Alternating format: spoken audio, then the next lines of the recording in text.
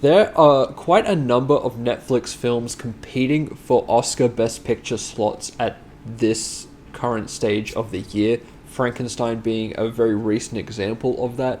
But one has kind of gone under the radar and has slowly built up a lot of hype, especially with its release.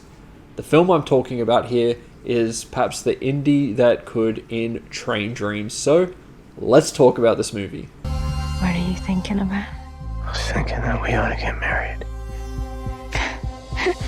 Train Dreams is from director Clint Bentley, which this is the first film that I have seen from his filmography. The previous film that he did, Jockey, was something that was in some kind of Oscar talks but wasn't really ever taken all that seriously. Train Dreams has built up a lot of hype. There's many people talking about it, especially from an American audience.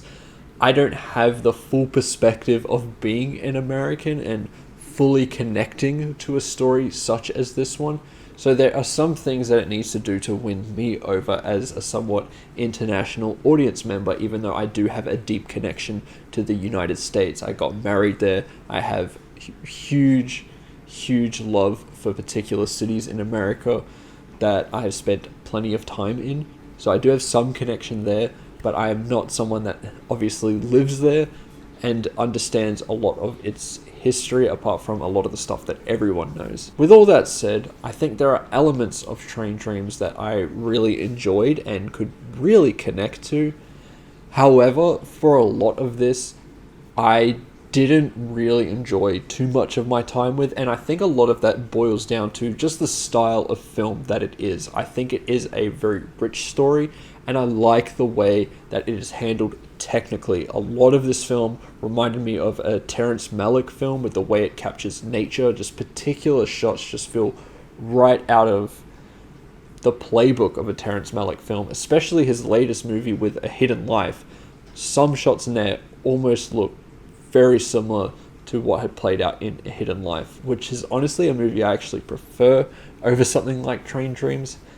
But Train Dreams does have plenty of other things going on for it. I think both its cinematography, which is stunning, which I just mentioned, as well as some really excellent editing. I think the third act in this film in particular, the editing really shines, and it has just such a beautiful ending to it that I just want you to experience for yourself. I think it's a very quality ending that I really enjoyed, and it managed to make me feel some kind of way about it. And that wouldn't happen if I didn't feel some kind of connection to its characters. So I say good job on being able to do that. However, I do think the film is very repetitive with its narrative. I think it gets off to a really slow start, and a lot of this film is just a man being beaten down with grief and dealing with that. And it's not a particularly original narrative choice, and unfortunately those things really just affected my viewing experience with this movie. It felt like a lot of that narrative I have seen in other films before. Even some of this style I have seen before from other filmmakers. So it was hard for me to think, okay, what is Train Dreams doing that can really make me connect to this?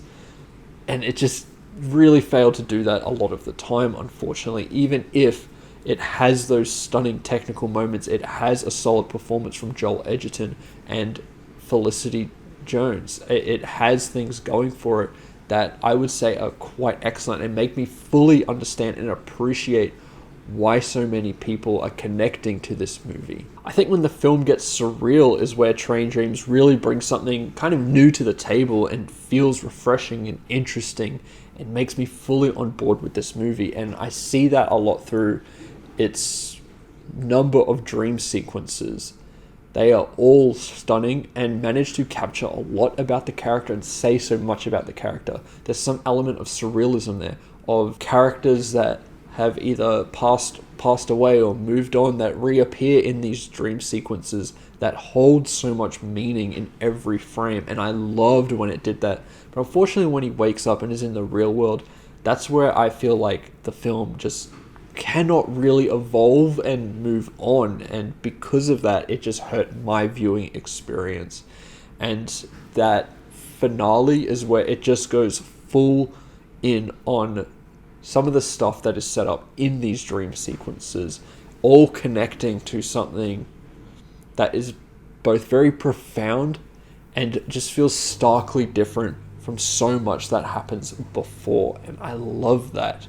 Overall, Train Dreams to me feels like a technically brilliant movie, but nothing that makes me think of it like it's one of the best movies of the year, or this strong Oscar player that a lot of people are making it out to be.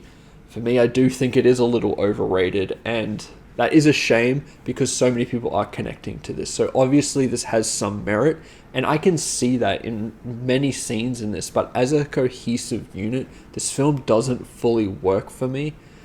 And that's okay. It just didn't hit on my wavelength, and that happens from time to time.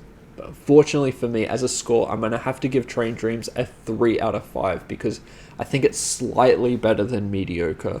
But because a lot of this I have seen before, done better in other films. So Train Dreams to me feels a little disposable as an awards player personally. But those are my thoughts towards Train Dreams. If you've seen the movie, let me know what you think about it in the comments below. I'd love to hear your thoughts. Remember to like and subscribe, and I'll see you in the next one. Goodbye.